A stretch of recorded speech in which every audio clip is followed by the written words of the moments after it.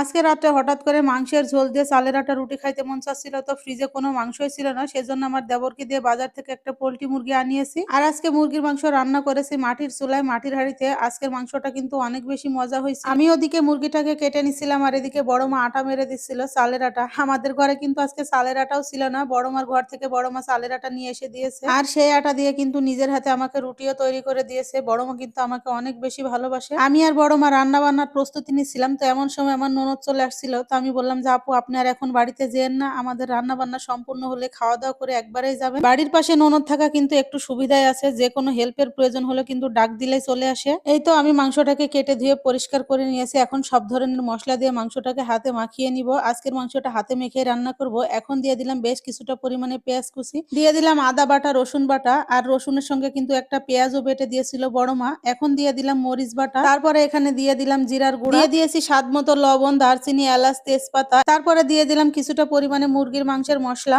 দিয়ে দিলাম পরিমাণ মতো হলুদের গুঁড়া আর পরিমাণ মতো সয়াবিন তেল। সয়াবিন তেল দেওয়া হয়ে গেলে খুব ভালো করে হাত দিয়ে মেখে নিব বেশ কিছুটা সময় ধরে।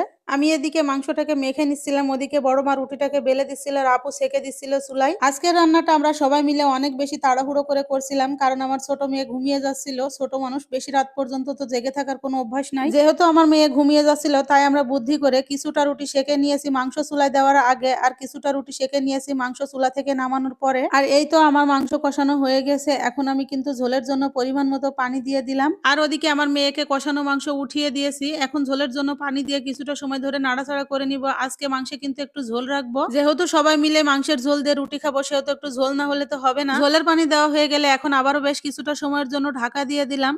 মাংস রান্না প্রায় শেষ পর্যায়ে, তারপরে কিছুটা পরিমাণে জিরা গুঁড়া দিয়ে দিলাম। জিরা গুঁড়া দেওয়ার পরে আবারও কিছুটা সময় ধরে নেড়ে চেড়ে তারপরে ঢাকা দিয়ে দিলাম। ঢাকা দিয়ে ৩-৪ মিনিট জাল করে নামিয়ে নিয়েছি। আর এই তো মাংস নামিয়ে আবার পরবর্তীতে ওই রুটিগুলো আবারও সেকে নিচ্ছে বড় মা। বড় মা বলতে কিন্তু আমি আমার বড় চাচি শাশুড়িকে বুঝাই। আমার বড় চাচি শাশুড়ি যদি না থাকতো, তাহলে কিন্তু আমি গ্রামে এসে ভিডিও বানাতে পারতাম না। আমার রান্না কিন্তু কমপ্লিট। এখন এই তো নিজের জন্য একটু বেড়ে নিচ্ছি, ওদিকে ছোট মেয়েকে খাইয়ে দিয়েছি। শুধু আমি একাই খাচ্ছিলাম না, পরিবারের সবাই মিলে এক জায়গায় বসে খাচ্ছিলাম। কিন্তু সবাইকে তো আর ক্যামেরায় আনা যাবে না, যেহেতু আমি নিজে ভিডিও তৈরি করি, শুধু আমাকেই দেখাই। এর আগে আমি কিন্তু কখন এভাবে করে মাটির চুলায় মাটির হাঁড়িতে মুরগির মাংস রান্না করিনি। আজকের মাংসটা কিন্তু আলহামদুলিল্লাহ অনেক বেশি মজা হয়েছিল। আর আজকে কিন্তু খাওয়ার সময় ভিডিও করার মতো কেউ ছিল না, সেজন্য আমি নিজে ফ্রন্ট ক্যামেরায় ভিডিও করছিলাম। গত কয়েকদিন আগে একটা ফ্রন্ট ক্যামেরায় করা একটা ভিডিও দিছিলাম।